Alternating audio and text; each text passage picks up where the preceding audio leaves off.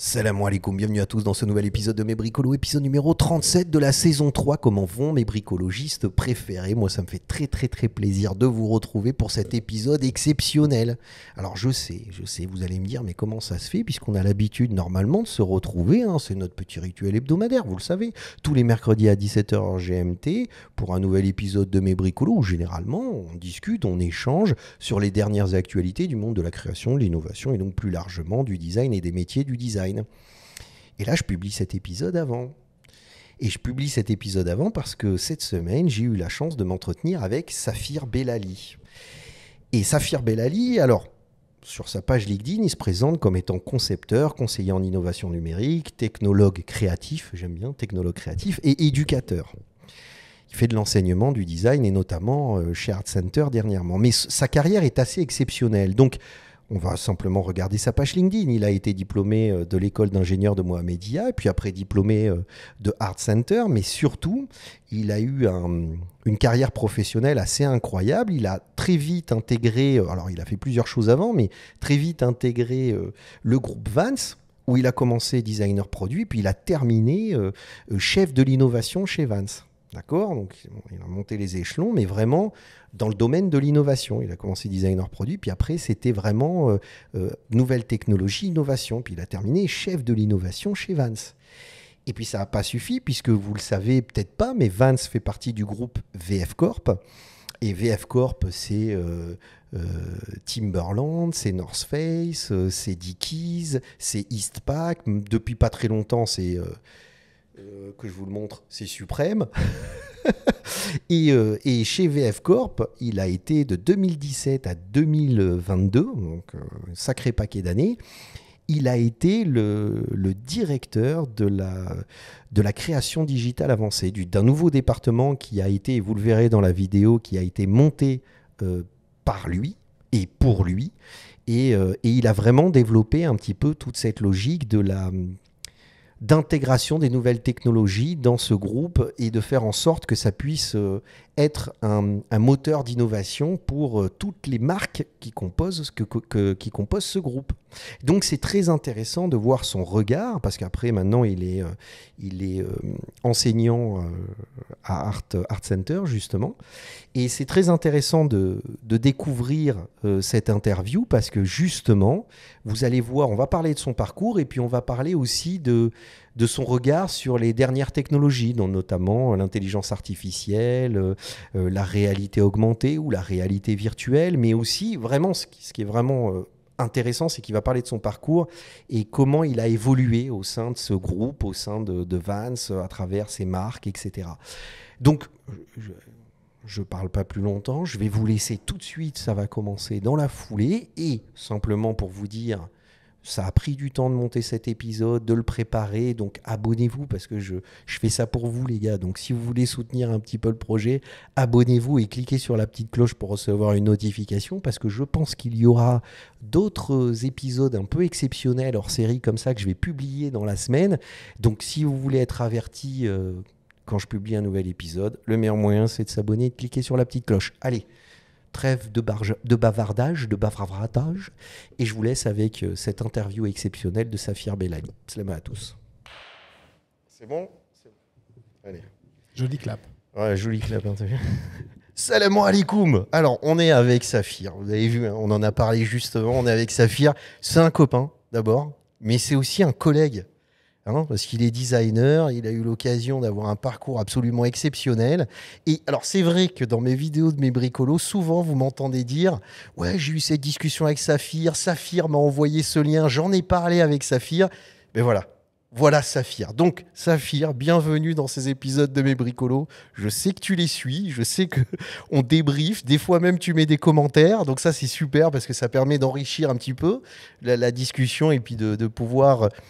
Mais justement, prendre le temps de discuter de tout ça, de voir un petit peu... Parce que ces épisodes de Mes Bricolos, en fait, finalement, c'est parler de sujets. Donc, quand tu commentes, c'est aussi d'alimenter cette discussion. Parce qu'à chaque fois que je fais ces épisodes de Mes Bricolos, je dis, ben voilà, on est là, on discute ensemble, donnez votre point de vue. Alors, petite précision, on est dans mon studio de design à Marrakech là actuellement, où on enregistre cet épisode de Mes Bricolos. Donc les auditeurs, enfin les téléspectateurs, les youtubeurs, je sais même pas comment on peut les appeler, généralement me voient derrière l'écran. Tu sais, là, dans mon bureau là où je suis, là juste à côté. Là, on est vraiment dans la salle, cette espèce de laboratoire créatif où il s'est passé pas mal de choses ces derniers jours qui font que tu es là aujourd'hui. Alors, s'il te plaît, Saphir, présente-nous ton parcours exceptionnel. Ben, écoute, tout d'abord, merci. Merci de m'avoir accueilli. Merci de nous avoir accueillis cette semaine. C'est toujours un plaisir dès que, à chaque fois, il va y avoir des mots en anglais. Hein. Il va y avoir de l'anglicisme, c'est cool, t'inquiète. Parce que vous allez voir son parcours, vous allez comprendre pourquoi. Donc, à chaque fois que je viens à Marrakech, c'est un plaisir, bien sûr, de revenir dans le pays, de revenir dans la ville de Marrakech, mais vraiment de venir te rendre visite dans cet endroit vraiment magnifique. C'est d'inspiration pure, quoi. C'est d'inspiration pure. Tous les sens sont activés. C'est vraiment super. Donc merci. De rien. C'est moi qui te remercie. Je suis un grand fan des Bricolos. Donc chaque mercredi 17h heure GMT. C'est 9h du mat pour moi à Los Angeles. Je me mets ça à la maison et c'est super. Alors, pour parler de mon parcours, en fait, je suis né au Maroc. Je suis né à Casablanca, je suis bédaoui. On a vécu en famille, bien sûr, à Casablanca jusqu'à l'âge de 6 ans. Ensuite, on a déménagé à Luxembourg. Tout petit pays, ça n'avait rien à voir avec le Maroc, mais c'était vraiment sympa. J'ai été à l'école européenne là-bas jusqu'au baccalauréat. Et en fait, j'ai fait quelque chose que très peu de gens font. J'ai quitté l'Europe pour venir étudier au Maroc, pour faire maths sup, maths spé au Maroc et faire mon école d'ingénieur à l'école Mohammedia à Rabat, l'école Mohammedia d'ingénieur.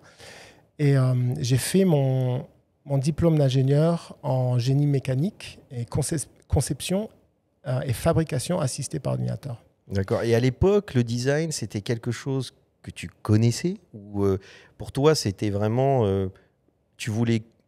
La motivation, en fait, je veux dire, parce que on sent que tu avais cette motivation dans l'engineering pour l'objet, pour le produit. Même ton projet de diplôme, tu en avais parlé. Mais tu avais cette conscience du métier du design ou c'était... En fait, oui. J'ai eu de la chance parce qu'à Luxembourg, Art Center College of Design, qui est l'université où j'ai étudié le design, qui est une des meilleures universités en design automobile, design industriel, design automobile au monde, était venu à Luxembourg. D'accord. J'avais 13-14 ans, il y avait une foire de l'étudiant, et puis ils étaient venus, ils avaient montré un petit peu ils avaient présenté leur campus à Vevey. Ils avaient un campus à Vevey, en fait. Et donc... dans le coin, en haut à droite, dans leur stand, en fait, il y avait une image du campus de Pasadena, en Californie, juste au nord de Los Angeles. Donc, quand ils m'expliquaient un petit peu, voilà ce que tu fais à Vevey, voilà une école de design, tu fais design produit, design automobile, tu peux faire du film, de la photographie, etc. Moi, je regardais cette image du campus de Pasadena qui est absolument incroyable. Et c'est là où j'ai décidé, voilà, c'est ça ce que je veux faire et c'est là où je veux aller. Donc en fait, les études d'ingénieur, c'était un compromis. C'était un compromis avec mes parents. Mon père, ingénieur, qui est dans le technique, il m'a dit, écoute, le design, c'est bien. Étudie quelque chose de sérieux d'abord. Fais des études techniques, fais du sérieux d'abord et ensuite on pourra regarder. Si tu veux toujours faire du design, on t'enverra faire du design. Donc c'est clairement, tu as eu un parcours finalement où, ce qui est intéressant, parce que c'est vrai qu'on a beaucoup d'étudiants qui regardent les épisodes de Mes Bricolos, c'est vrai que tu as eu un parcours où ça n'a pas été direct, c'est-à-dire on t'as pas été forcément encouragé, c'était un objectif, mais tu avais d'abord un circuit, un passage éducatif où tu étais obligé de passer par l'ingénierie. Quoi. Et je suis vraiment content. C'était une conversation que j'avais eue avec mes parents. Et puis j'étais là, bon, ok, est-ce que... T'étais pas frustré à l'époque ou... J'étais pas frustré parce que pour moi, c'était, bon, écoute, si ça me permet d'aller étudier Art Center, c'est pas grave, 5 ans, je vais les passer. C'était du boulot.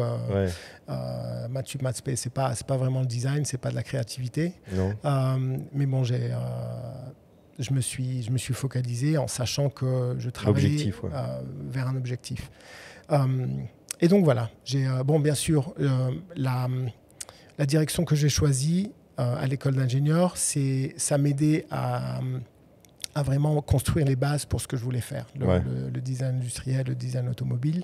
Et donc c'était bien. Et je suis vraiment content d'avoir fait ça. Et puis, et donc après ça, ce qui était intéressant, c'est que pour rentrer à Art Center, il faut quand même avoir un niveau. C'est très sélectif, surtout en design automobile, c'est super sélectif. Et les compétences que j'avais, les qualités que j'avais de communication visuelle, de croquis, de dessin, etc., j'étais pas à niveau. J'étais pas à niveau, je le savais. D'accord. Et donc, en fait, ce que j'ai fait, c'est que j'ai contacté plusieurs studios de design automobile. Ok. Je sais pas pourquoi, mais je me suis dit, bon, allez, je vais faire ça. Je leur ai dit, écoutez, je viens du Maroc, j'ai envie de préparer mon portfolio pour rentrer à Art Center, College of Design. Est-ce que je peux avoir un stage avec vous pour pouvoir préparer ce portfolio? Tu vois, bon, j'ai envoyé à BMW, surtout en Allemagne en fait, mais aussi en France, Peugeot, Citroën, BMW, Mercedes. Bon, je ne me souviens pas combien d'eux m'ont répondu, mais les réponses que j'ai eues, elles étaient bon, c'est bien gentil, merci de votre intérêt. Voilà. Truc automatique, quoi. Mais chez Mercedes, en fait, ce qu'ils ont fait, c'est que le monsieur était très gentil, Klaus Kallenbach. J'ai un fan déjà. Dr. Klaus Kallenbach. Bon, ma mère est allemande, donc je parle l'allemand. Ça m'a aidé aussi une fois que j'étais là-bas. Mais il était gentil. Il m'a dit, écoute, continue à travailler tes esquisses, tes croquis, tes dessins. Envoie-nous ça quand tu peux. Et puis, on verra si jamais on peut faire quelque chose. C'était une façon gentille de dire, bon, tu n'as pas vraiment le niveau, mais on fera ce qu'on peut pour t'aider. J'ai fait ça pendant 6 mois. Pendant 6 mois, j'ai envoyé mes dessins crapuleux. Mais je m'y appliquais, quoi. Et donc, je travaillais ça. Et puis je l'envoyais. Il n'y avait pas d'email. Hein. Ça, c'était en 92, 93. Non, pardon, c'était en 96, 97. Donc, ça fait un moment. Donc, l'email, ce n'était pas trop le moyen de communiquer. Et en fait, après 6 mois, je l'ai cassé. Il n'en pouvait plus. Non, je rigole. Mais en fait, il y a un de ses stagiaires qui devait commencer, qui au dernier moment s'est désisté. Donc, il avait un poste de libre. Il m'a appelé. Il m'a dit, écoute, j'ai un stagiaire qui ne peut pas venir. Si tu peux commencer dans 2 semaines, tu as ton stage. Tu as ton stage de 6 mois. J'ai tout laissé tomber. Entre-temps, je bossais pour une écurie de course qui préparait. J'étais à Paris, qui préparait une voiture pour le Mans. Et donc j'ai tout laissé tomber. Je suis allé à mon stage. J'ai fini mon stage. J'ai envoyé mon portfolio Art Center. J'ai été accepté tout de suite parce que il m'a vraiment, vraiment beaucoup aidé. Et ça, pour moi, c'était un moment clé. C'était une personne et un moment clé qui m'ont vraiment permis d'être là où je suis. Maintenant, on a parlé des moments clés ces derniers jours. Ça, c'est quelqu'un qui m'a donné une chance, qui a vu la détermination. Tu as créé l'opportunité aussi en faisant ce que tu as fait, c'est-à-dire en lui envoyant tout le temps ta production, ce qui n'est pas forcément évident parce qu'on se dit que ça ne sert à rien. Donc le fait de l'avoir fait est aussi... Ce n'était pas forcément le talent. C'était vraiment la détermination et cette idée que je savais ce que je voulais faire. J'avais juste besoin d'un coup de main pour y arriver. Et puis après, tu arrives donc à Art Center. J'arrive à Art Center. Un Marocain. C'était. Mais ce qui était génial, c'est que, ça c'est une petite parenthèse, le campus de Vevey venait de fermer. Ah oui, oui. Ils ont fermé le campus de Vevey. Donc, il y avait 200 étudiants européens qui étaient en Suisse, qu'ils avaient rapatriés un an avant. Un an avant, donc j'arrive, et puis le campus, il y a plein d'Européens partout. C'était vraiment, vraiment génial. Et Pierre Leclerc. Que tu m'as présenté, justement. Et c'est mais j'en ai parlé dans les épisodes de Mes Bricolos. C'est là où je te faisais les cases d'Eddie, d'ailleurs. Exactement. Sujet sur le sujet de Laoli. De Laoli, d'ailleurs qui était à Marrakech en février. C'est lui en fait un des premiers qui m'a accueilli. Il m'a présenté au reste des amis, etc. Et puis on est amis jusqu'à présent. Et en fait, voilà, donc j'ai fini mes 3 ans et demi là-bas. J'ai eu mon diplôme en design automobile, design industriel avec spécialisation dans l'automobile. Et ce qui était intéressant, c'était que, vu ma formation précédente, en tant qu'ingénieur, donc très carré, quand tu conçois quelque chose, c'est de la conception mécanique. C'est pas des j'aime bien le petit mouvement rainbows and unicorns. Voilà, c'est ça. Mais c'est la conception bien mécanique. Et donc j'avais beaucoup de mal au début parce que j'avais des gars dans ma classe et des filles aussi qui venaient du côté artistique, donc ils avaient des idées folles, ils les mettaient sur papier, ça avait l'air génial. À côté de mes concepts qui étaient quand même assez ils étaient rigides, ils étaient intéressants. Mais ils étaient logiques, tu vois. Ils étaient logiques et ils n'étaient pas spontanés et complètement fous. Mais le problème, c'est que quand venait le moment de traduire ces concepts en prototype et en objets réels, ils avaient du mal. Alors que toi, c'était déjà... Alors que moi, c'était automatique, ça allait. Et puis, tu vois, donc c'est là où je me suis rattrapé. C'est l'équilibre du métier du designer, c'est vraiment cet équilibre entre la connaissance technique des systèmes de production et toute cette liberté créative et cette spontanéité à arriver à trouver ce curseur. Exactement. Mais ça, tu l'as expérimenté finalement à Art Center très tôt puisque tu étais toi ingénieur. Et c'était dur, c'était pas toujours facile parce que j'avais toujours ces batailles internes entre l'ingénieur et l'artiste, si tu veux. Et ce qui était vraiment bien, c'est que le programme m'a vraiment poussé en dehors de ma zone de confort, en dehors de cet espace où je savais que ce que je présentais pouvait être fabriqué. Et j'ai pris plus de risques. J'ai appris à prendre plus de risques, créativement parlant. Mais est-ce que tu penses que c'est pas plus logique de venir de ce sens-là, c'est-à-dire peut-être d'être un peu trop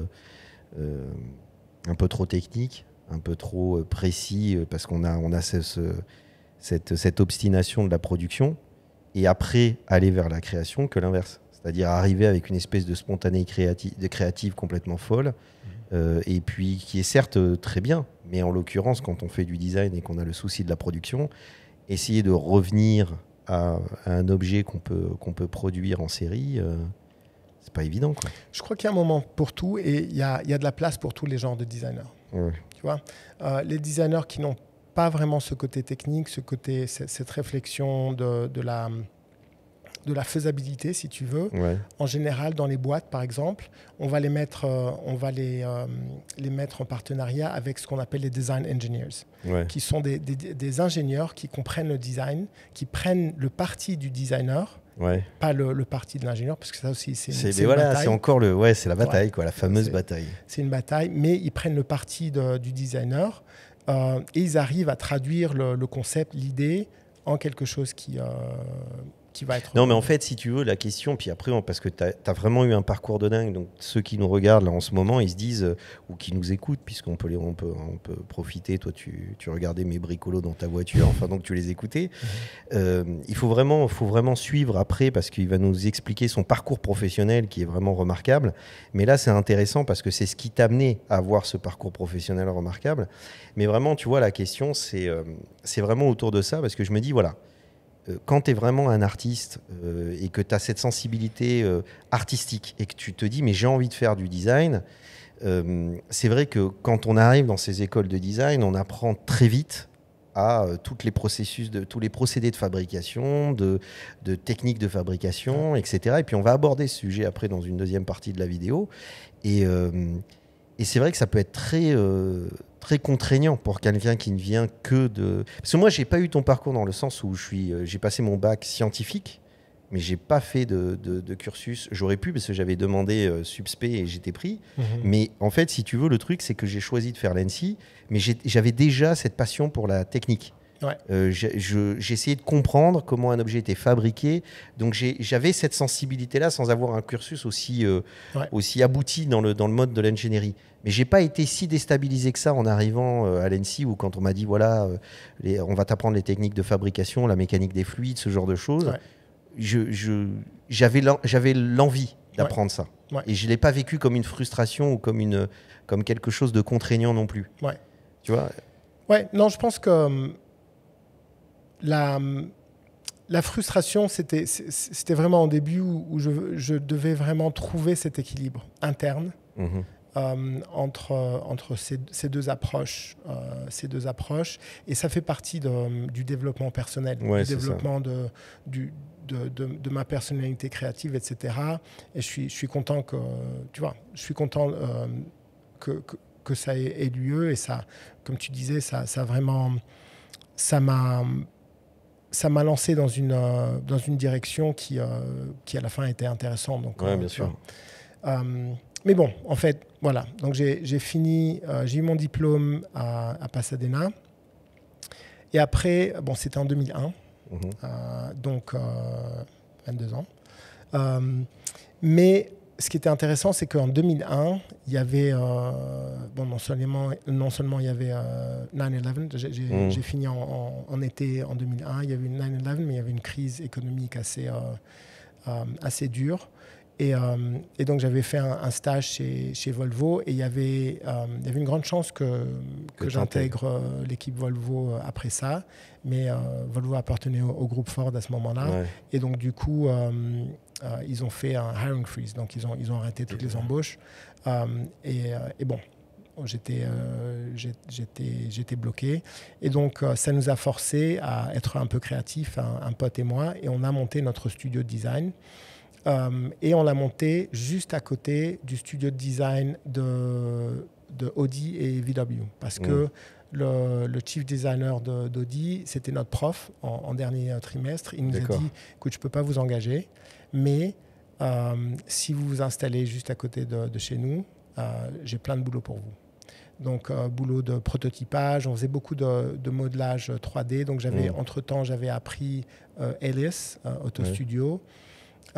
Qui maintenant fait partie d'Autodesk, mais qui est toujours l'outil, un des outils les plus utilisés dans la conception de surface, la conception de modèles 3D qu'on appelle surfaciques, et qui sont les surfaces et les informations qui vont être utilisées pour ouvrir les moules. D'accord, ok. Tu vois, donc c'est des trucs vraiment, c'est des surfaces mathématiques, mais tu vois, les réflexions sont impeccables, c'est travaillé, c'est vraiment du très précis, du très pointu.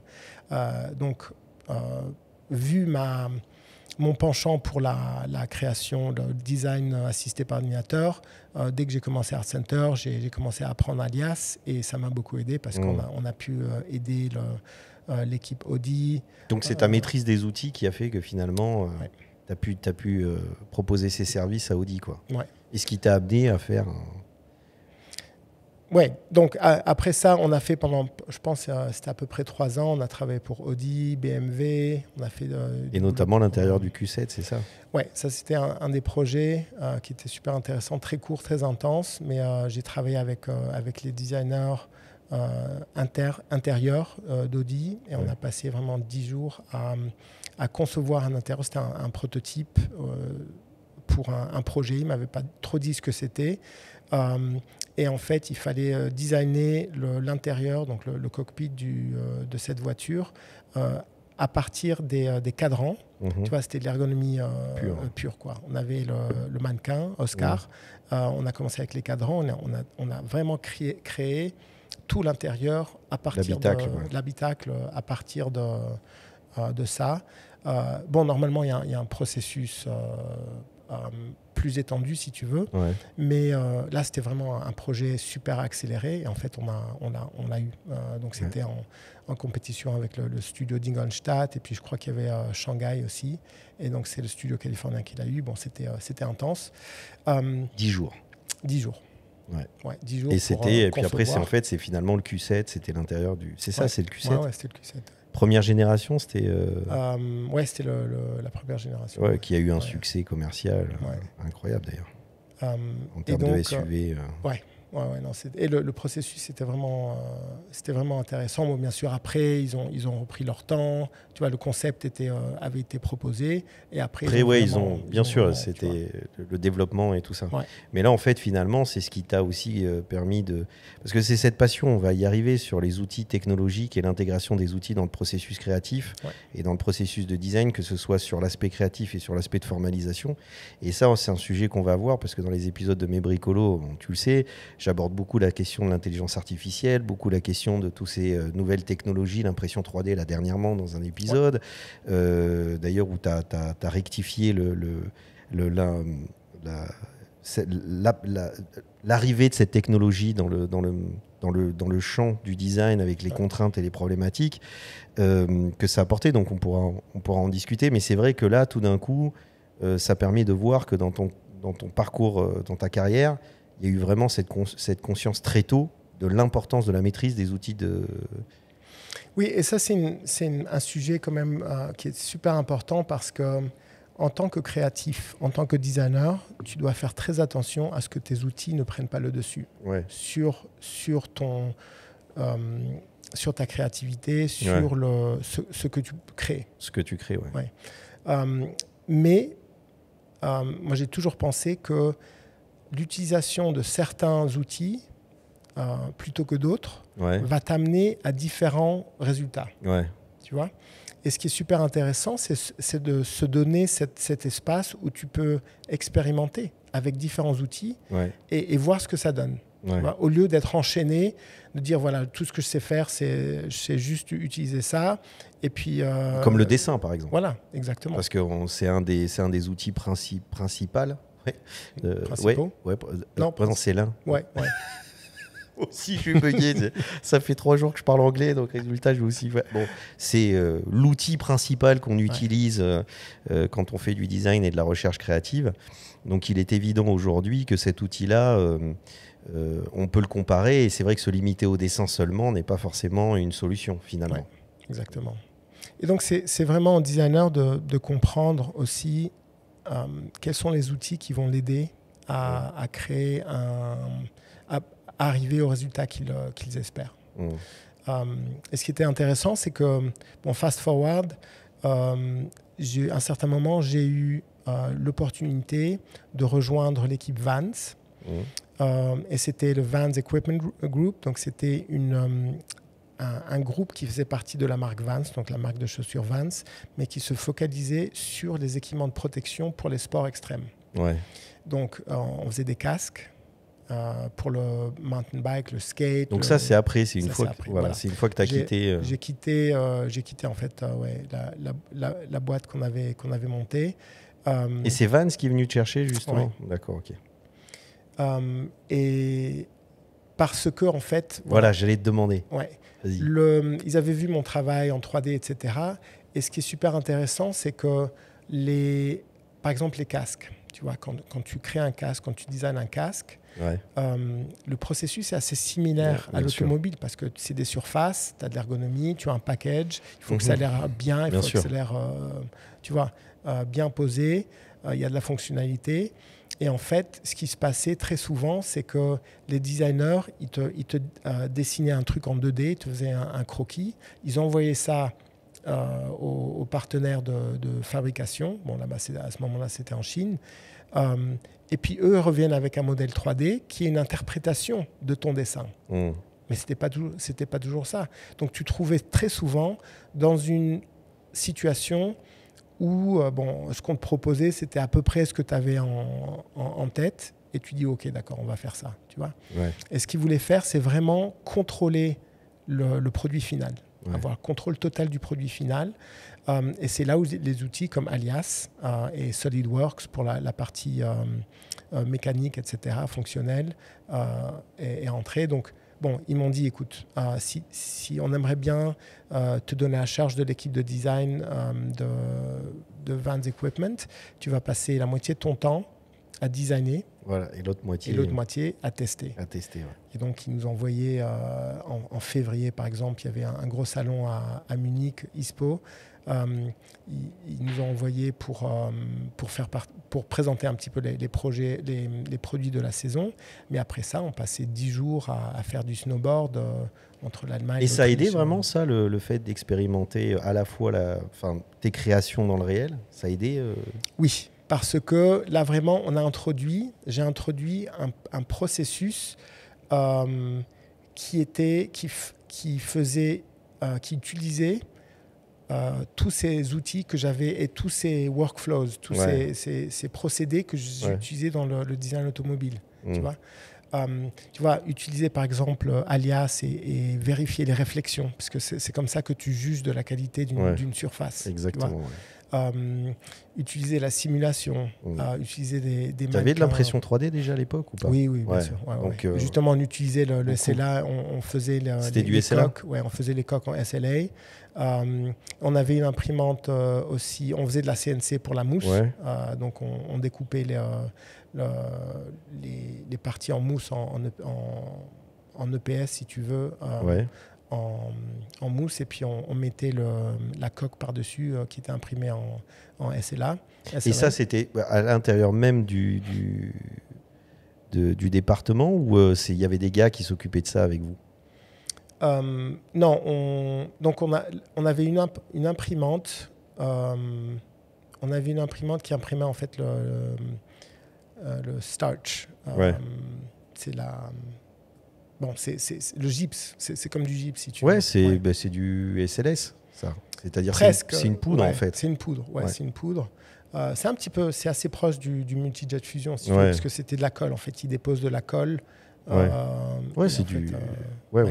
Donc c'est pas du laser, mais c'est de la colle. Enfin bon. On le verra, et on verra une image du. C'était quoi? C'était Stratasys que. Non, c'était. Je me souviens plus du nom. Vous verrez dans la vidéo, ça me reviendra. Ça fait 5 minutes que j'essaie de me rappeler non. Je préparais ça. Il y a un paquet d'années, donc en même temps, ils l'utilisent toujours. Toujours, c'est le même. D'accord, ok. La technologie. Et le volume était assez grand, parce qu'à l'époque déjà, c'était cher, ce genre de machine. Non, le volume était assez grand. Donc ça te permettait, bon là, on va un peu dans la technique, mais ça te permettait vraiment de tester, d'avoir cette capacité de dessiner, voir ce que ça donne, améliorer. Ça prenait combien de temps, par exemple, un processus entre le moment où avec tes équipes, vous étiez en train de dessiner un objet, puis tout d'un coup, on fait du prototypage, on teste, et puis on se dit, ça y est, maintenant on a abouti, c'est bon, c'est clean, on peut sortir, on peut le lancer. À peu près 3 mois, donc la phase de design. Ah ouais, quand même, c'était rapide. La phase de design, parce qu'on contrôlait. On contrôlait tout en interne. Donc, on n'attendait pas à ce que les prototypes reviennent de Chine, etc. On faisait tout en interne. Donc, ça a accéléré le processus. Mais à un certain moment, donc, quand on leur donnait le fichier final, donc Tooling Ready CAD, donc c'est le fichier final de fabrication, là, il fallait qu'ils ouvrent les mous, qu'ils fassent les premières injections, etc. Et puis de là à la commercialisation prenait 6 à 9 mois. Donc c'était plus long que la taille. Il faut ouvrir toutes les tailles, etc. Bon, les casques, c'est assez... et il fallait tout tester. Il fallait que tout soit certifié aussi. Donc les certifications, ça prend du temps, etc. Donc il y avait 3 mois de phase de design, conception, formalisation, prototypage, et puis après ça passait en prod avec tout ce que ça... tout ce que ça et bon, les casques, c'était juste une partie. On a fait des gants, on a fait des coques, on a fait les bottes de snowboard, les chaussures de mountain bike, les chaussures de skate. Donc tous les produits un peu plus techniques de la marque qui étaient vraiment focalisés sur les sports extrêmes, quoi. Ouais, je vois. Donc la transition était super intéressante parce qu'il y avait cet élément commun qui était la maîtrise des outils pour pouvoir maîtriser vraiment la qualité visuelle et la qualité du design du produit final. Mais ce qui était intéressant, c'est que j'avais vraiment introduit ces processus, ces nouveaux processus qui étaient un peu plus numérisés dans le workflow, si tu veux, de ces produits-là. Mais j'ai commencé à discuter aussi avec les designers chaussures parce que je me suis dit, écoute, Vans a 5 silhouettes classiques. Tu vois, Et donc, ces 5 silhouettes classiques, elles ne changent pas beaucoup. Par exemple, le slip-on, le skate high et l'authentic, ils n'ont pas changé. Ça fait 40 ans qu'ils n'ont pas changé, tu vois. Mais le reste, c'est que de la matérialisation. Donc, je me suis dit, écoute, ça serait sympa d'essayer un truc. On va scanner un échantillon en 3D, un échantillon représentatif de chaque chaussure, tu vois, pour capturer toutes les imperfections, etc. Et ce qu'on va faire, c'est qu'on va matérialiser ces chaussures, on va visualiser nos choix de matérialisation sur ces modèles 3D. Et ça a vraiment donné... le résultat était vraiment super. Et donc, on a commencé à introduire ça dans le processus de design. Et en parallèle, on s'est dit, écoute, pourquoi on ne mettrait pas ça à la portée du public? Parce que Vans connaissait... C'était quelle époque, ça? C'était 2008? Non, c'était plus tard. C'était 2011, 2012. Et donc, on a commencé en interne à vraiment socialiser tout ça. Et puis, on a fait un gros pitch. Il y avait le fonds d'innovation de VF qui était donc, ouvert. Vans, c'était déjà chez VF Corp? Ah oui, ça c'est... Parce que ça, c'est un truc... Donc, j'ai rejoint l'équipe Vans en 2004, le même mois que VF a acquis la marque. D'accord, ok. Donc, VF, les marques qui font partie du groupe VF, c'est Vans, North Face, Timberland, Dickies, maintenant récemment Supreme. Il y avait Napapiri, Eastpak, Jansport. Il y avait, quand j'ai rejoint le groupe, il y avait 22 marques. D'accord. Et donc j'ai rejoint l'équipe juste au moment où la transition se passait, ce qui était super intéressant. En fin de compte, je suis resté 18 ans avec VF. Mais donc en 2012, on avait eu l'occasion de présenter un projet, ils appellent ça The Big Idea, au fonds d'innovation. Ils avaient débloqué une somme. Ils ont dit, voilà, on va supporter 3 projets. Chaque président de marque va présenter leur grande idée. Donc, il y avait 22 présidents, il y avait le comité opératoire, etc. Chaque président a présenté leur idée. Nous, on a travaillé avec le président de Vans à l'époque, qui est revenu maintenant. Il avait quitté, il était très haut placé dans le directoire de VF. Il est revenu il vient de revenir il n'y a pas longtemps comme président de la marque. Et donc, il a présenté l'idée qu'on avait développée ensemble, qui était d'utiliser une interface 3D, donc de simuler visuellement les choix que tu fais en personnalisation. En direct, quoi. C'est-à-dire, il n'y avait même pas de latence. Je me rappelle l'avoir essayé, l'avoir testé. Et d'ailleurs, il est toujours disponible. On peut toujours créer sa slip-on. Et c'est assez ouf. D'ailleurs, on incrustera un petit peu un effet justement de ce que ça génère.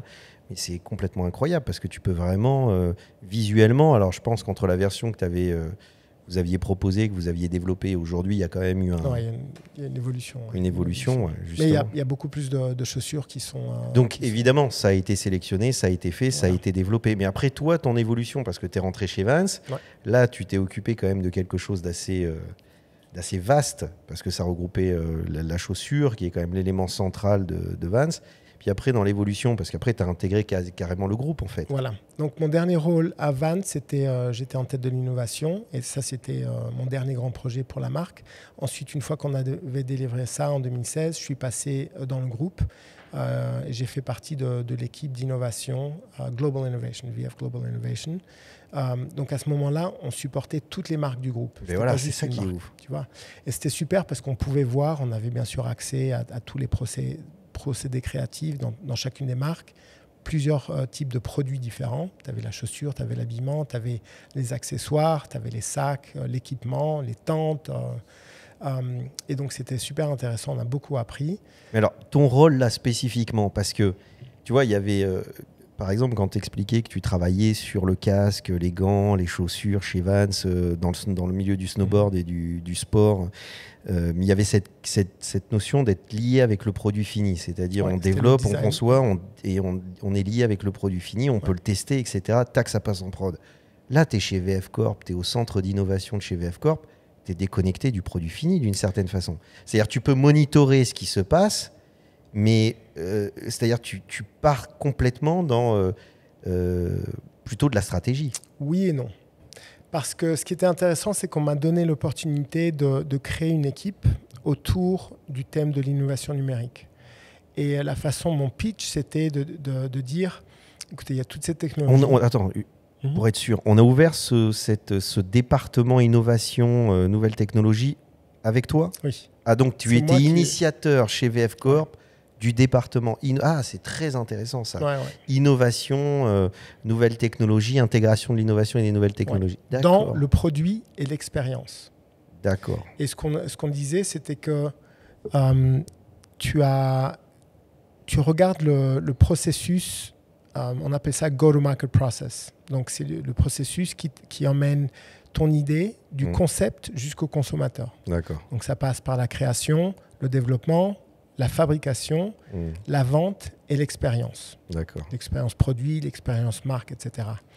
Et en fait, mon équipe, ce qu'elle faisait, c'était de regarder dans ce processus de go-to-market, quelle technologie, quel est le rôle des technologies et comment ces technologies peuvent augmenter l'expérience du consommateur, l'expérience du produit et l'expérience de la marque vis-à-vis du consommateur. Et donc, en fait, comme il y avait aussi cette idée du produit, non seulement dans le design, l'utilisation des technologies numériques dans le design, mais aussi dans la fabrication, tout de suite, on a commencé à travailler avec les équipes, comme l'équipe de North Face, avec les coureurs, les ultra runners, par exemple, tu vois, qui ont besoin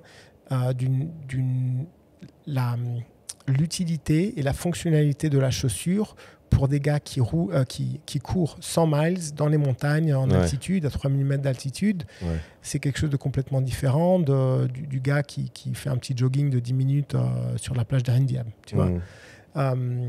Donc là, on a commencé à se pencher sur l'acquisition des données anatomiques, dynamiques, donc la course par exemple, tu vois, la façon dont le pied atterrit sur la semelle et comment la semelle se déforme. Donc c'était les outils technologiques au service du produit. Du produit. D'accord, mais on n'était pas dans du design prospectif. C'est-à-dire l'idée, c'était pas d'explorer des champs créatifs en sachant c'est-à-dire en se disant voilà, certaines technologies vont évoluer et le jour où ils évolueront, on sera prêt.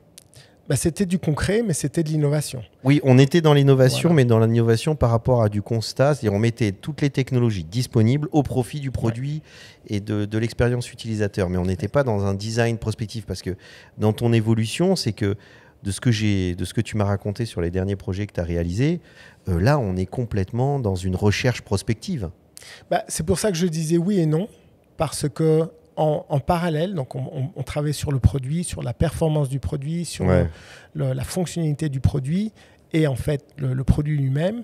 Mais on se penchait aussi sur cette idée que ces nouvelles technologies et le fait qu'on digitalise, qu'on numérise le produit qui est en fait commercialisé depuis l'idée de départ jusqu'au produit fini, ça te permet de créer des expériences, des nouvelles expériences. Ah, d'accord, je vois. Ça te permet de créer c'est-à-dire le data. Voilà. C'est-à-dire qu'en fait, c'était de l'acquisition de data en même temps, simultanément. C'est-à-dire tu faisais sous prétexte d'améliorer le produit en utilisant les dernières technologies. Donc, par exemple, avec cette fameuse chaussure pour des coureurs de l'extrême, les data que tu récupérais te permettaient de pouvoir après expérimenter et développer du produit, non pas uniquement pour cet utilisateur très spécifique, mais dans une gamme plus large. Et donc, à ce moment-là, de le mettre profit ces données pour faire du prospectif, de l'expérimentation, de la recherche créative. Oui, ça c'est un genre de données.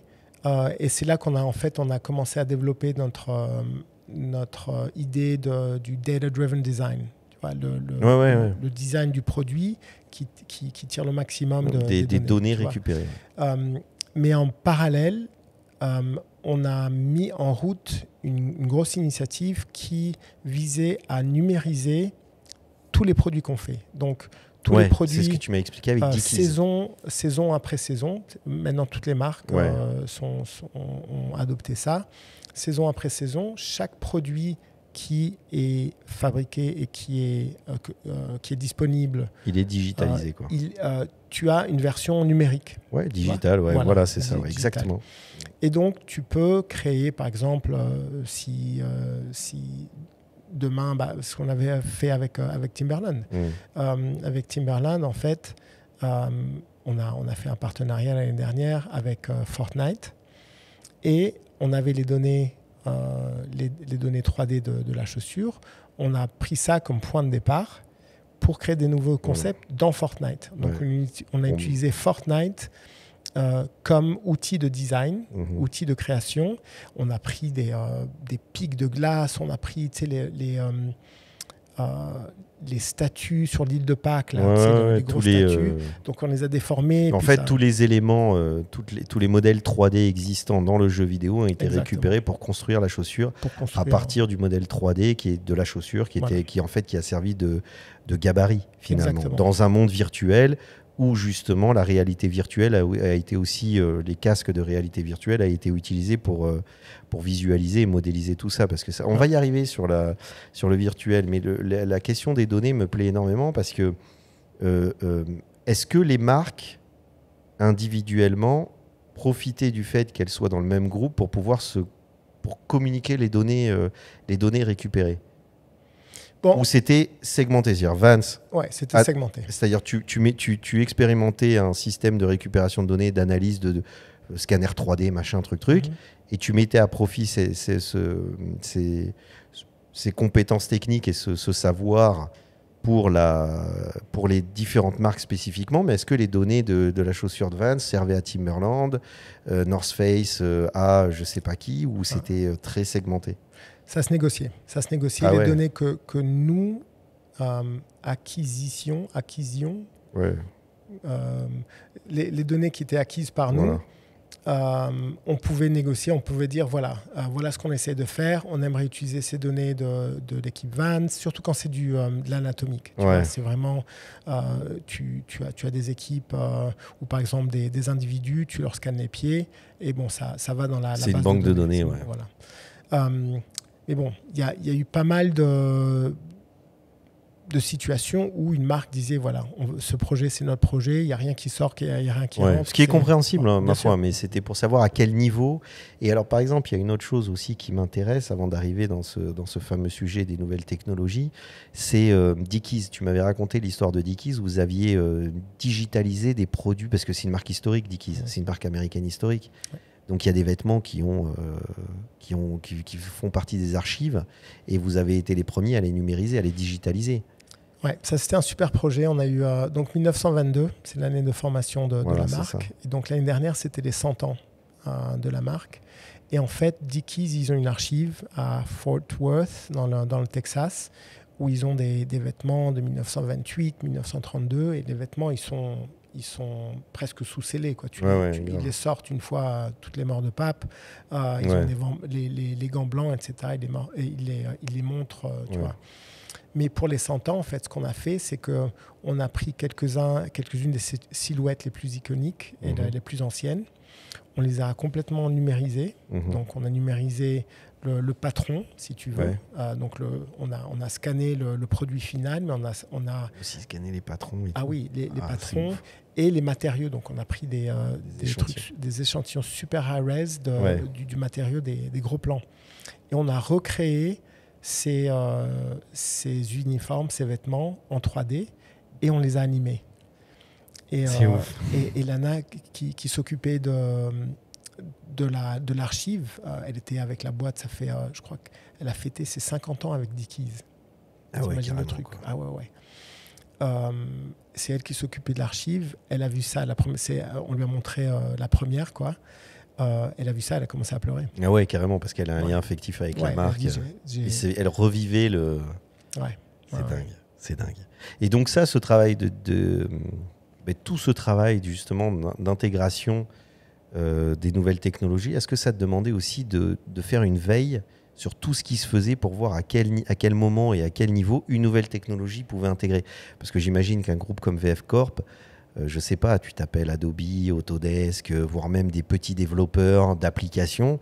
Les mecs, vous devez être contactés toutes les 4 secondes avec mais on va vous montrer, on travaille, les startups doivent vous contacter aussi, devaient te contacter, de dire voilà, regarde, je suis en train de développer une technologie. Est-ce que ça te demandait de vraiment faire un gros travail de veille sur tout ce qui était fait en nouvelles technologies? Oui.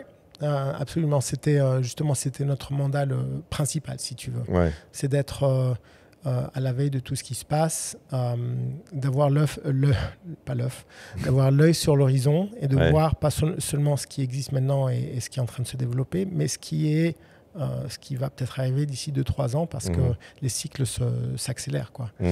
Et donc mon équipe, on avait un point 2 fois par semaine, mais chacun de nous passait une demi-heure, comme toi d'ailleurs chaque matin. On passait une demi-heure à voir quelles sont les dernières nouveautés, les derniers développements.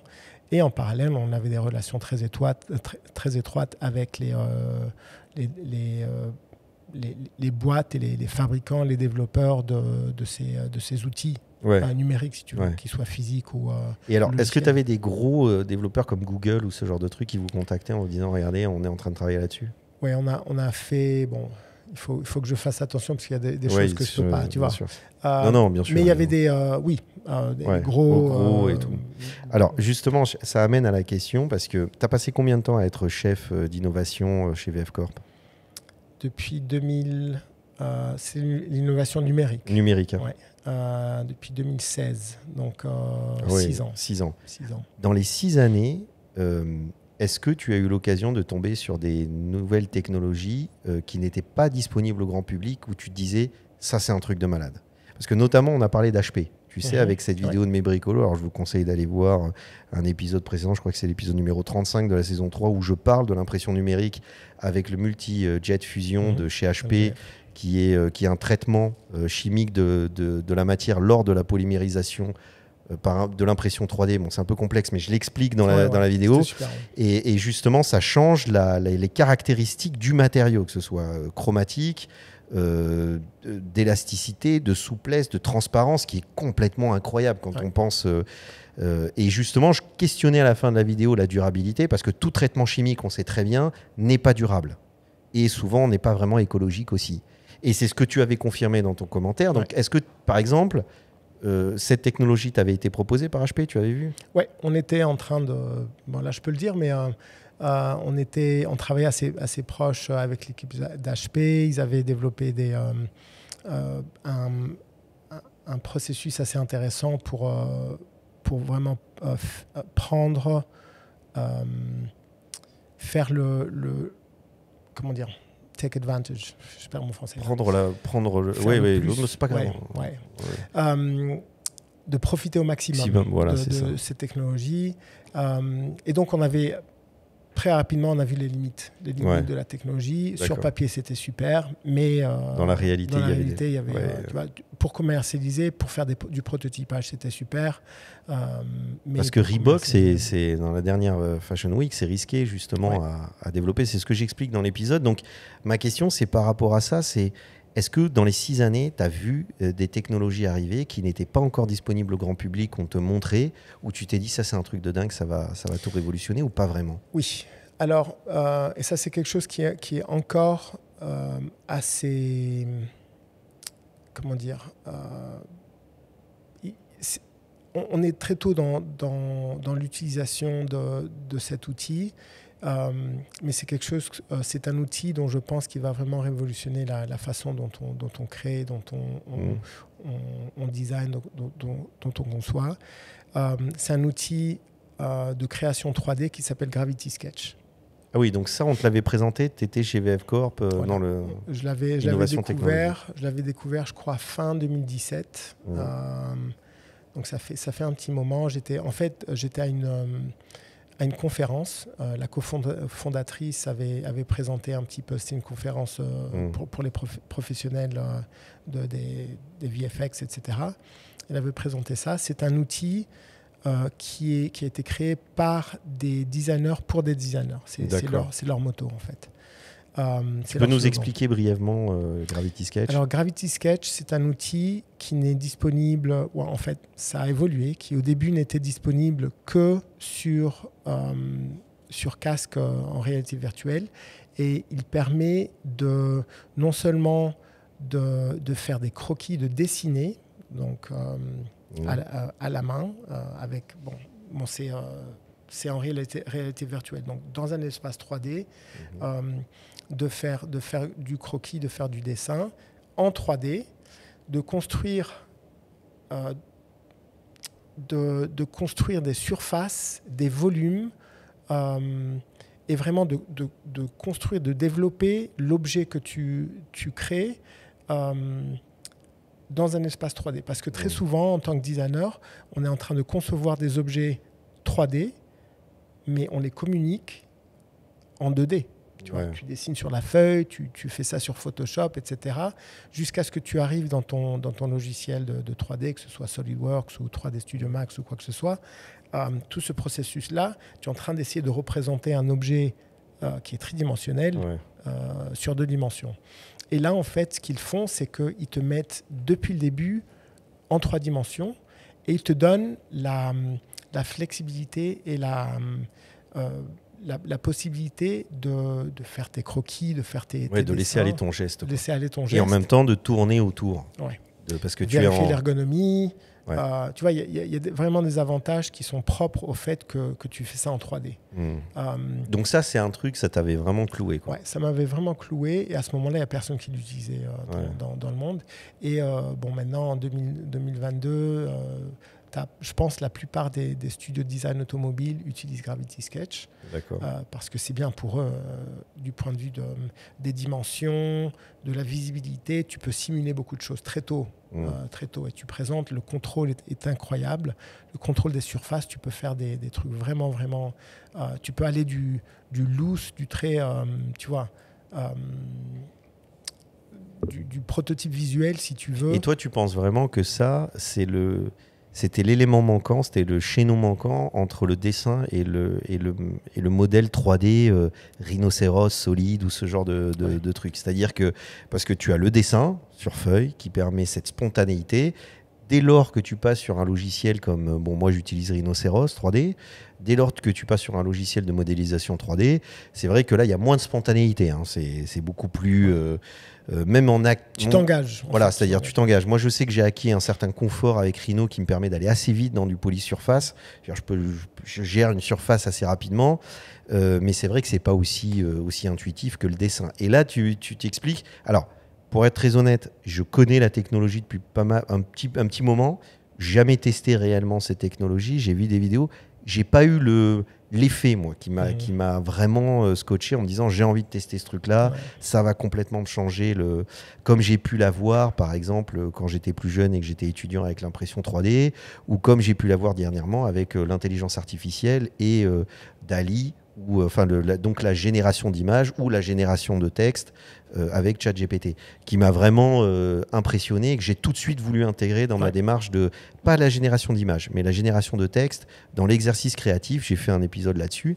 Mais toi, ça a vraiment impacté complètement ton... Oui, parce qu'en fait, on s'est rendu compte, un de mes premiers projets, quand je suis passé à la recherche de l'innovation numérique, c'était de numériser le processus de création. Donc, on se disait, un des grands challenges de toutes les marques, en fait, c'est que le temps de développement d'un nouveau produit est à peu près de 18 mois.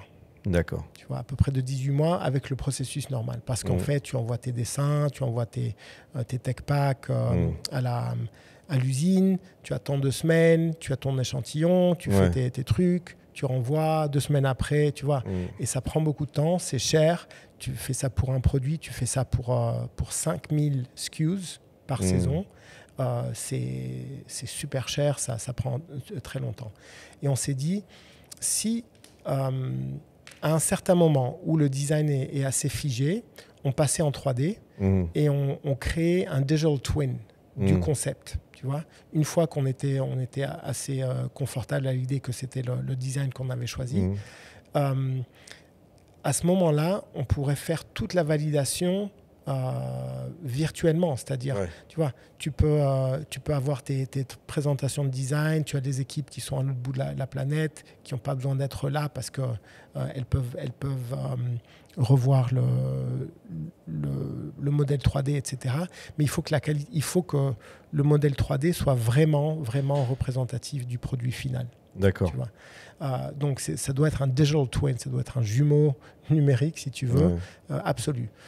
Le problème, c'est que pour numériser tous ces produits, donc la plupart du temps, tu as un premier échantillon, etc. Pour le numériser, il faut des compétences assez spéciales. Et on se disait, bon, les designers, ils vont commencer à designer, tu vois, ils vont commencer à apprendre les outils 3D comme Rhino pour la chaussure, par exemple. Tu vois, comme Rhino, comme il y a Alias, il y a même Romanscad qui est un logiciel français. Mais en fait, il y avait toujours il y a un gap, il y a un gap une temporalité, quoi. Enfin, en gros, un vide, un temps, un moment, quoi. Un vide entre... Un espace entre les compétences en 2D et les compétences en 3D. Et quand j'ai vu Gravity Sketch, en fait, j'ai compris, parce que donc, dès que j'ai appris ce que c'était cet outil, j'enseigne à Art Center. Donc, j'enseigne, c'est un petit peu mon laboratoire. Tu vois, parce que les étudiants, on leur a donné, par exemple, il y avait un projet de 2 semaines, intensif. On leur a donné un brief et on leur a donné chacun un casque avec Gravity Sketch. On leur a dit, voilà, tu as 2 semaines pour apprendre l'outil. C'était très intuitif, ils ont tout de suite... C'était super intuitif. Et en fait, ils ont réussi à... Et ça te change la façon de présenter aussi.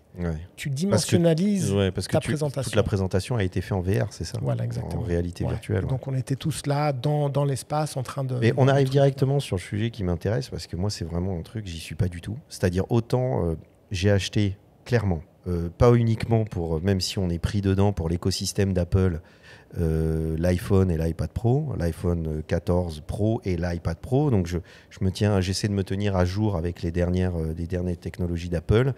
Mais c'est pas forcément pour l'écosystème, c'est pour le LiDAR. Et l'intégration de la réalité augmentée dans l'outil comme l'iPad Pro et l'iPhone 14 Pro. Mais depuis maintenant, je crois que c'est depuis le 12 qu'ils ont 12-13 qu'ils avaient mis le LiDAR comme système. Et c'est vrai que la réalité augmentée, pour moi, est quelque chose que j'utilise. Parce qu'il y a la notion de proportionnalité. C'est-à-dire que je peux mettre dans l'espace, je fais ma modélisation, je l'importe sur Adobe Aero, d'abord Dimension, puis après Aero, et puis après je la mets très facilement, parce que avantage de l'écosystème d'Apple. D'ailleurs, on va voir ce qu'ils vont proposer en juin avec le soi-disant casque de réalité virtuelle qui est prévu, qui génère un débat pas possible à l'intérieur d'Apple, parce que c'est un peu la guerre entre le département design et le reste du département. On le sait, hein, c'est officiel. Mais on va voir ce qu'ils vont proposer. Mais c'est vrai que l'outil de réalité augmentée chez Apple fonctionne très bien. Et à partir de l'iPhone, de l'iPad. Et je vois avec les clients, j'ai mon modèle 3D, je le mets en scène, boum, je le pose au milieu de l'espace. L'effet est instantané. La réalité virtuelle, foutre un casque hyper lourd. T'as vu, ma sœur qui l'a testé tout de suite a eu un petit effet assez désagréable, tu vois, de perte de repères. Est-ce que tu es sûr que toi, la réalité virtuelle par rapport à la réalité augmentée est vraiment l'alternative qui va supplanter tout ça, quoi? Non. D'ailleurs, tu me demandais s'il y avait des technologies qui m'avaient vraiment frappé. En fait, dans le monde de la réalité étendue, si tu veux, extended reality, tu as la réalité augmentée, tu as la réalité virtuelle et tu as la réalité mixte. Mixed reality. Je pense que c'est ce que va proposer Apple. Voilà. Et justement, donc l'outil qui m'avait vraiment, vraiment fait halluciner, c'était le HoloLens. Le HoloLens de Microsoft, d'ailleurs, on en a acquis 2 très tôt. Bon, ils étaient super chers, ils étaient à $3 000, $3 500. Parce que apparemment le prix qu'Apple va sortir. Et en fait, Parce que je pense que ce modèle de réalité mixte allie les deux aspects, les aspects positifs des deux technologies de réalité augmentée et de réalité virtuelle. Mais ça demande un casque avec beaucoup de capteurs et de caméras. Voilà. Quoi. Mais bon, on y arrivera. Ouais, bien sûr, on miniaturise tellement que... La réalité augmentée, c'est parfait parce que tu contextualises. Mais oui, tu es dans un environnement avec des repères. Tu es dans ton environnement. Nous, on l'utilisait beaucoup. Ça, c'était il y a 5 ans. On scannait les échantillons en Chine. Et en fait, on les ramenait en 3D et on les comparait devant nous aux chaussures qu'on avait de cette saison. Donc, l'échantillon du modèle de l'année prochaine, il le scannait, on avait les données 3D et puis on le mettait et tu ne voyais pas la différence. Quoi. Enfin, tu ne savais pas quel était le virtuel, quel était le réel. Non, mais ça, effectivement, ça, j'en ai aucun doute parce que déjà aujourd'hui, même moi, sur mon site internet, c'est ce que j'expliquais, certains de mes créations sont... totalement virtuel et aujourd'hui c'est très difficile de faire la différence. On n'imagine pas à quel point on peut aller loin dans le détail. Et c'est vrai que la réalité mixte peut être perçue comme une alternative, mais j'ai l'impression que l'idée d'avoir un masque qui t'isole quand même parce que la réalité mixte c'est quand même avoir un masque totalement opaque sur les yeux. Non, justement. Le HoloLens, avec des caméras qui viennent, non ? Non, c'est ce que fait Oculus. Donc, c'est un casque qui t'isole complètement avec des caméras. HoloLens, c'est un casque transparent. Donc, tu vois ton environnement, mais en fait, les données sont présentées à ton œil comme des hologrammes, si tu veux, en superimposition avec le monde que tu vois. Donc, tu vois tout, tu vois ton environnement complètement normalement, mais tu as des hologrammes qui sont posés ici et là. Et en fait, ce qui est intéressant, c'est vrai, je suis d'accord avec toi, la réalité virtuelle, ça t'isole complètement. Il y en a qui s'habituent à ça. Moi, ça ne me pose pas de problème. Il y en a qui ont des problèmes. Mais ce qui est bien avec les casques de réalité mixte, c'est que tu peux créer des scènes où tu es complètement immergé. Oui, d'où l'intérêt de la réalité mixte. C'est de passer vers... de choisir le niveau d'augmentation que tu veux avoir de ta réalité. Soit juste un petit élément et puis tu as la perception du monde autour de toi tel qu'il est. Et puis après, soit complètement rendre opaque toute la réalité tangible, physique pour aller vers une réalité virtuelle et peut-être ne laisser qu'une partie de la réalité physique dans le truc. Donc j'ai joué sur le HoloLens, j'ai joué à des jeux en fait. Tu vois, et ça c'est vraiment immersif, incroyable. C'est incroyable parce que y a un LiDAR. Donc il y a un LiDAR qui scanne ton il faut des capteurs dans tous les sens. Parce que pour l'occlusion, en fait, l'occlusion c'est en fait l'aptitude à pouvoir lire ton espace et de pouvoir savoir si l'objet que tu représentes est caché ou non. Tu vois. Et donc, avec le LiDAR, tu peux développer une occlusion qui est beaucoup plus... D'ailleurs, avec les téléphones Apple aussi, jusqu'à un certain point.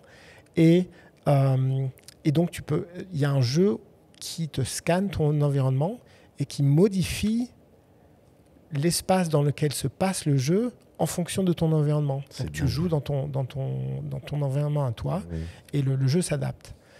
Donc je pense que c'est ça l'avenir et j'espère que Apple, j'espère que c'est la direction que prendra Apple. Je ne sais pas à quel niveau, en fait, moi, la question que je me pose par rapport à ces technologies, c'est que je ne sais pas à quel niveau on va accepter d'avoir quelque chose sur le visage qui vient nous créer un filtre entre le monde réel et ce monde virtuel, d'où ma réticence pour la réalité mixte, ou ce genre de choses, quoi. Et d'ailleurs, regarde, les Google Lens, bide absolu, TikTok nous a fait sortir un truc, Instagram avait essayé ses lunettes, Facebook, en plus ils étaient allés vers Nesta, là, tu sais, Ray-Ban, Facebook Ray-Ban avec... la collab qu'ils ont fait, moi c'était... D'ailleurs, tu n'avais qu'à voir, les médias essayer de pousser ça à grands coups de sensationnalisme, mais ça n'a absolument pas été adapté par le grand public, parce que quand tu lisais le retour du grand public, et non pas ce que tous les médias branchés voulaient montrer du produit, c'était « mais moi j'ai pas envie de savoir tu te pointes chez moi avec tes lunettes avec les caméras incrustées dans les... j'ai pas envie de ça chez moi, quoi. Tu vois ce que je veux dire? Même si à côté de ça, aucun problème pour avoir Google Home, aucun problème pour avoir... Tu vois, c'est l'expérience utilisateur qui doit être prise en compte. Parce que, bon, ce que tu veux, toi... Tu vois, il y a une question éthique qui est très... la ligne est assez fine. Hein. Est-ce qu'elle va évoluer? Je ne sais pas. Mais la ligne est fine. Hein. Ouais. Déjà, avec les casques, par exemple, le HoloLens, quand tu mets ce casque-là, tu as l'air d'un cyborg qui s'est paumé dans l'espace.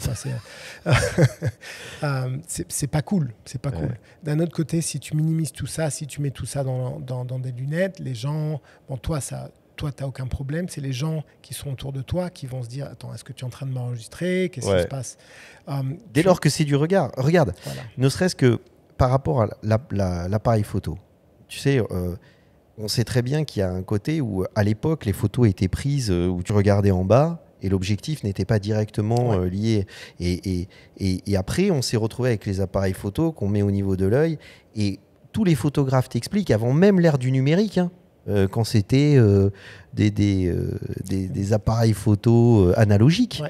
Et ils te disaient, le rapport à la photo et aux personnes que tu photographes est complètement différente. Dès lors que tu le mets au niveau des yeux et que tu as cette espèce d'élément qui vient intermédiaire entre le monde réel et toi, il y a cette sensation qui est très gênante. Moi, ce que je pense, c'est qu'un je ne sais pas psychologiquement ce que ça implique, mais je sais que l'effet est, tu vois. Je crois que dans un avenir relativement proche, on pourra miniaturiser toutes ces technologies et d'avoir des lentilles de contact qui ont tout ça. Ouais, mais moi je trouve ça pire. Oui, bah ça fait peur, ça fait peur. Tu vois, ça fait peur. Donc c'est là où la question se pose, c'est-à-dire pour moi c'est vraiment un truc. Après on arrive à la question de l'intelligence artificielle et je voudrais avoir ton point de vue là-dessus aussi parce que on baigne complètement dedans et je pense que de toute façon on sera amené à refaire des épisodes de Mes Bricolos où on gérera un peu mieux la problématique de la caméra, mais on sera amené à en refaire parce que moi ce que je trouve intéressant c'est qu'on a cette même passion à différents niveaux, parce que moi j'ai monté mon agence, j'ai pas intégré une boîte comme la tienne, et dans l'agence, ce dont je me suis rendu compte, c'est qu'il fallait toujours que je sois à la pointe de ces nouvelles technologies pour toujours proposer un service au-delà de ma capacité créative, mais un service le plus rassurant, le plus confortable et le plus pointu pour mes clients.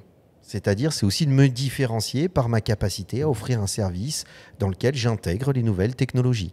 Tu vois et d'ailleurs, c'est directement, si tu vas sur mon site internet, j'explique que j'utilise l'impression 3D, j'explique que j'utilise ces nouvelles technologies, que je mets au service des plateformes sécurisées pour mes clients, etc. Donc, c'est deux approches différentes, mais l'objectif d'intégrer ces nouvelles technologies dans le quotidien pour améliorer la prestation mais aussi pour améliorer la créativité, on a cette passion commune. Mais il y a ce problème éthique dans lequel on est vraiment au centre de cette question éthique. Et pour moi, tout ce qui est mettre un casque, mettre un élément sur les yeux, et même si on augmente une réalité, tu vois, le téléphone, il n'y a pas de problème, il y a une distance. Tu vois, moi j'ai un problème avec le téléphone. Quand tu vas dans les concerts, par exemple, tu vas dans les concerts, à moins que tu sois vraiment tout à fait devant, il y a tout le monde autour de toi qui est le téléphone. Ah, c'est insupportable. Tu vois un océan de téléphone et ça te gâche complètement l'expérience. Tu vois. Donc, bon, bien sûr, oui, mais là, c'est autre chose. Là, on est sur quelque chose qui est plutôt l'intégration du téléphone. Parce que le téléphone, c'est une interface, c'est multimédia. C'est-à-dire qu'en gros, tu as ton téléphone, tu as ta musique, j'allais dire ton lecteur cassette, mais tu as ton appareil photo CD. Dedans, ton lecteur CD, ouais, t'imagines cassette. Dedans, donc résultat, tu as tellement d'éléments intégrés qu'il est complètement intrusif parce qu'il fait partie de ton quotidien constamment. Quoi que tu fasses, tiens, je sors mon téléphone, recette de cuisine, nana. Donc après, tu te retrouves dans les concerts et tu as une forêt de téléphones devant les yeux. Mais ma question, c'est vraiment le passage vers l'objet extérieur à toi que tu manipules et tout d'un coup le mettre sur le visage, le mettre sur les yeux. Tu vois. Moi, je pense que le médium idéal, donc le support idéal, n'a pas encore été inventé. Parce que le téléphone, imagine, la réalité augmentée se développe, tu as accès à toutes les informations à travers ton téléphone. Il faut bien sûr que tu aies un téléphone. Il faut que tu aies quelque chose pour... une interface. Une interface. Un hardware. Imagine que tout le monde est tout le temps en train d'utiliser leur téléphone. Voilà, je veux regarder quel est le prix de ce truc-là. Donc, tout le monde a les téléphones sortis. Déjà que c'est dur, la moitié du temps, les gens sont en train de lire, de consommer des données, des informations sur leur téléphone. Les gens vont plus parler, ils vont plus regarder dans les yeux. Tu vois. Les casques, ce n'est pas la solution idéale non plus, je pense. C'est pas confortable, c'est bizarre, etc. Tu minimises ça, tu mets ça dans les yeux. Pour les lentilles de contact, il y a un problème Après se pose la question du transhumanisme et se pose la question de tout ce qu'est en train de faire Elon Musk avec Neuralink. Et vraiment, on arrive à... En fait, c'est ça qui est passionnant et c'est pour ça que nos discussions sont super intéressantes et je ne sais pas à quel niveau, là, on se retrouve avec des spectateurs qui continuent en se disant... on en a perdu peut-être beaucoup, mais ce que je veux dire par là, c'est qu'on arrive à un moment où moi, j'attends avec impatience ce que va proposer Apple. Parce que mine de rien, même si les designers n'étaient pas d'accord pour que le produit sorte, je suis sûr que le produit qui va être proposé va amener de toute façon des réponses à certains types d'usages. Tu vois, Human Centered Design, Apple est quand même vraiment, pas pionnier, mais très avancé là-dedans.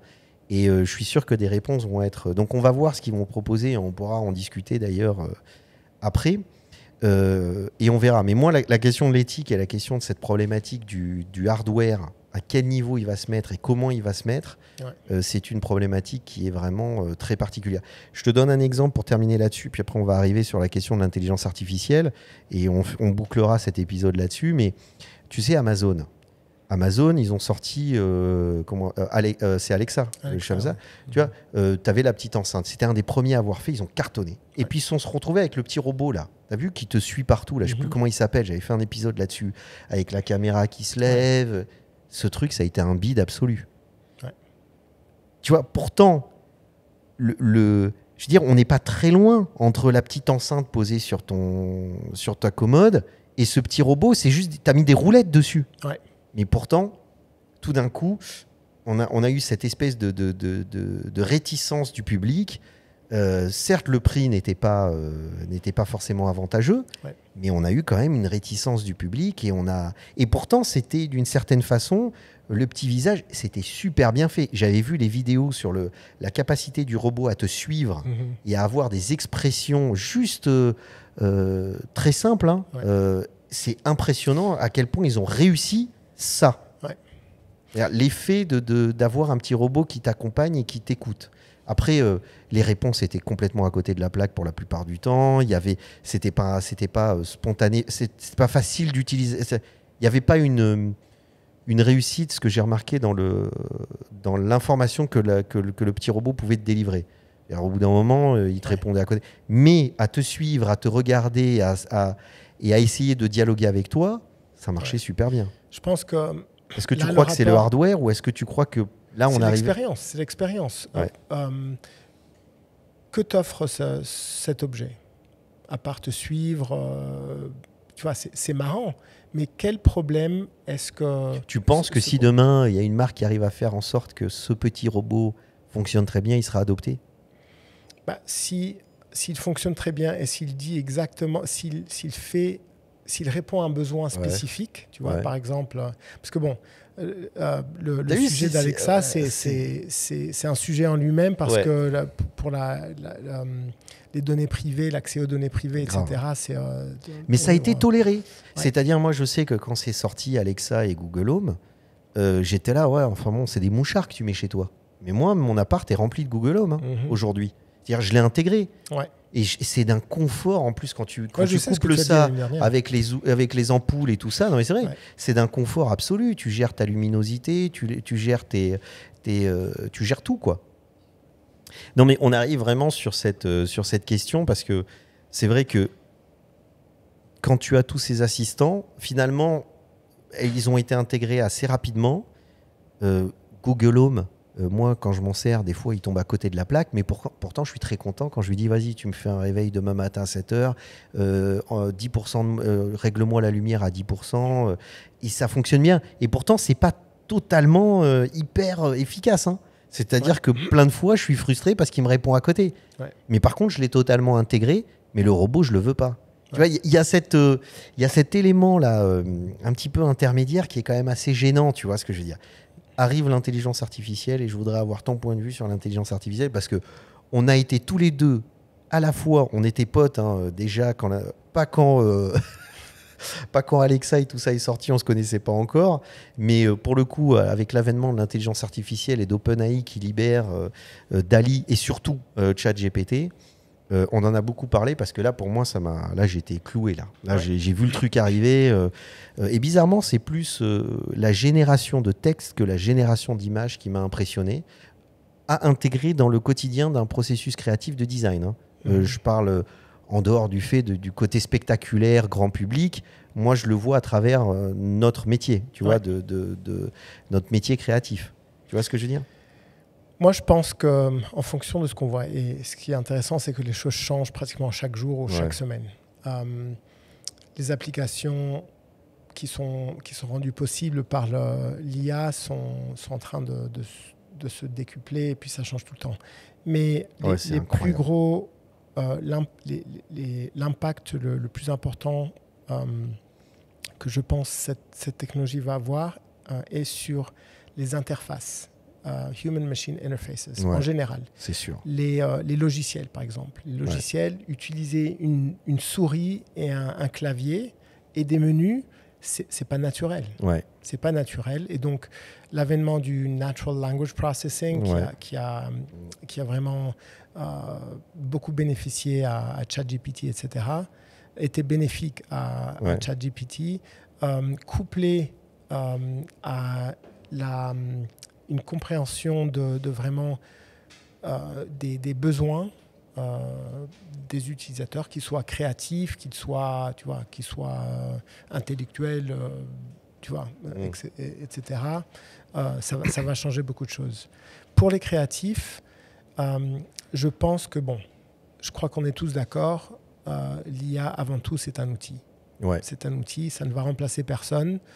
En tout cas, pas... Ça va créer ça va muter. Les métiers vont muter. Mais ça va muter, ça va forcer aux gens mais d'évoluer. Comme d'autres technologies quand elles sont arrivées. Hein. Bien sûr, Je veux dire, l'imprimante, les impressions, la technique d'impression, ça... Ou le tracteur. Voilà, ou le tracteur. Ça a généré de nouveaux métiers, ça a muté des métiers. Il y a eu des bouleversements, mais effectivement, moi je suis assez d'accord là-dessus. Je pense que l'avènement de ces technologies est une invitation pour les humains, pour les créatifs, mais pour les êtres humains en général, de repenser un petit peu ce que leur humanité apporte au processus. C'est très juste. Qu'est-ce qui est propre à moi qu'une machine ne pourra jamais faire ? Singularité. La singularité, bon. L'histoire de la singularité, c'est un autre sujet aussi, parce qu'avec la mécanique, le quantum computing, la robotique et l'intelligence artificielle, je crois que Terminator est pas loin. Et moi, je regarde. T'as vu, j'ai l'œil qui... Écoute, très bien. Moi, je trouve qu'on a abordé vraiment beaucoup de sujets. Et autant cet épisode, je voulais vraiment le consacrer sur ton parcours, parce que je pense aussi que ça peut vachement intéresser les gens. Absolument désolé pour les caméras qui se sont coupées entre-temps et tout, mais c'est pas grave. On est à Marrakech, il fait 40 degrés dehors, donc c'est pas grave. Et puis, c'est une émission qui s'écoute. C'est pas forcément une émission qui se regarde, même si on va l'illustrer avec beaucoup d'éléments. Donc, pour ceux qui la regardent, c'est quand même intéressant parce que... voilà. Et alors, c'est le moment de s'abonner. En tout cas, les mecs qui... Alors, je vais dire un truc. Les mecs qui ont regardé l'épisode jusque-là, ils sont obligés de s'abonner. Tu vois le délire. Mais je pense que je voulais vraiment faire que cet épisode soit centré sur toi et sur les questions des nouvelles technologies et dans ton métier, justement dans ton parcours, dans ta carrière, l'importance que ça a eu et la façon dont justement tu les as intégrés au quotidien dans ton métier.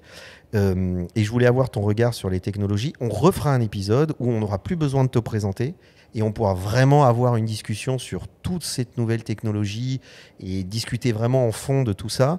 Maintenant, c'est un exercice peut-être un peu dur, je suis désolé, mais en conclusion, j'aimerais bien avoir un petit peu ton regard sur justement vers où on va. C'est-à-dire, toi, maintenant, on arrive et j'ai envie de faire appel à cet expert indéniable, non mais que tu es, et pas de fausse modestie, je t'en prie, parce que vraiment, tu es un expert dans ce domaine.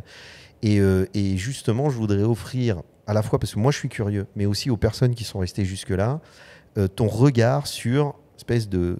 On en rediscutera peut-être dans 1 an, dans 2 ans, dans 3 ans, Inch'Allah, on pourra en reparler et voir un petit peu justement cette lecture que tu as eue et pourquoi pas en débattre. Mais en conclusion, c'est justement les nouvelles technologies, qu'est-ce que tu vois, vers où ça va et avoir une vision un petit peu, ce regard, peut-être nous donner des éléments de compréhension sur ce qui va se passer, ce qui peut se passer et sur quoi il faut qu'on se... Moi, je vais me taire, mais on s'intéresse de... Moi, je pense que le développement de ces technologies créatives, mais technologies qui sont en fait, qui ont le potentiel d'être bénéfiques à tout le monde, à tout un chacun, avant tout, aura comme rôle de démocratiser l'accès à des choses qui, auparavant, n'étaient accessibles qu'à très peu de gens, qui avaient beaucoup d'argent, qui avaient les bonnes connexions, etc. Tu vois. Et je pense ce qui m'intéresse vraiment beaucoup, c'est le sujet de l'éducation. C'est le sujet du savoir, des compétences. Quand on voit que, par exemple, dans un continent comme l'Afrique, où la créativité est vraiment fait partie du quotidien de chacun. Il faut être créatif, il faut résoudre des problèmes. Tu vois, qu'il y a si peu, il y a, je crois, 3 écoles de design en Afrique, en Afrique, industriel, sur le continent. Sur 300 écoles de design dans le monde. Le fait qu'il y ait une telle disparité entre ceux qui ont accès à certaines technologies, que ce soit même à la limite juste accès à Internet, bien sûr. ou accès à un ordinateur, ou accès à des technologies de base, vu que le coût d'accès de ces technologies est en train de baisser, mon rêve, ce serait vraiment que plus de gens aient accès à ces technologies, plus de gens puissent contribuer et puissent créer, où qu'ils soient, quel que soit leur niveau social, etc. Bon, après, il faudra vraiment s'assurer, s'aligner sur qu'est-ce que c'est que la création et quel rôle joue la création responsable, la création durable, parce qu'il y a beaucoup de problèmes dans notre monde, sociaux, environnementaux, etc. Je pense qu'en unifiant notre créativité commune, individuelle et commune, on peut vraiment s'attaquer à ces grands problèmes, que ce soit des objets, que ce soit des services, que ce soit des matériaux, mais on peut. Moi, ce qui vraiment m'inspire, c'est l'idée que on pourra travailler ensemble à vraiment tackle. En anglais, on dit tackle, vraiment s'attaquer à ces gros problèmes. Je vois, c'est très intéressant et je pense qu'effectivement, la question de la démocratisation, dans le sens où l'accès, qu'on puisse avoir accès à toutes ces technologies, c'est vrai que c'est très intéressant parce que ça va permettre un champ d'expérimentation très intéressant et multiple. Maintenant, l'unification, je suis a priori pas trop pour parce que je préfère qu'elle soit multiple et différente et contraire et opposée, voilà. Parce que c'est aussi dans le contraste ce qui va nous permettre de rentrer dans des propositions qui sont pertinentes. Mais après, dans la notion d'unification, je comprends aussi ce que tu voulais dire. C'est-à-dire qu'il y a un dialogue qui peut s'étendre, constructif qui peut s'étendre, même dans la différence et dans le désaccord, parce que c'est aussi générateur de création, d'innovation. Et puis après, arrive aussi la grande question dans ce que tu dis et qui est fascinante, et ça te fera un autre épisode de Mes Bricolos, c'est la question de, à partir du moment où cet outil est accessible pour tout le monde, à quel moment les personnes qui rendent cet outil disponible vont autoriser. Qu'est-ce qu'ils vont autoriser? Qu'est-ce qu'ils vont laisser? Est-ce que ça ne va pas être à un certain moment orienté? On a vu ce qui s'est passé avec Google et le moteur de recherche. À l'époque, c'était ouvert, c'était vrai que c'était... Moi, j'ai vu Google naître et c'était fascinant parce que tu pouvais avoir accès à des pages et à des éléments que tu ne trouvais nulle part parce que ça faisait pas partie des éléments qu'on voulait te mettre en avant. Ouais. Et aujourd'hui, c'est totalement orienté selon ton IP, selon tu vois, et c'est aussi ça qui me questionne dans l'accès à ces nouvelles technologies. Donc, il y a plein de sujets qui sont fascinants, mais ce qui est sûr, c'est que la démocratisation et l'accès va permettre une richesse de contenus créatifs qui vont être générés, qui va être époustouflant. Voilà, ça, je suis hyper d'accord. Ouais. En tout cas, je te remercie, Saphir. Et il est évident qu'on refera un épisode de Mes Bricolos. On sera peut-être un peu mieux calé, ça c'est sûr. Et parce c'est vraiment passionnant les discussions qu'on a. Et c'est vrai qu'on a ces discussions ensemble, mais c'est vrai que c'était bien de pouvoir les enregistrer et pouvoir en discuter. Merci pour ton invitation et abonnez-vous. Allez, pslama à tous et à très vite pour un nouvel épisode de Mes Bricolos.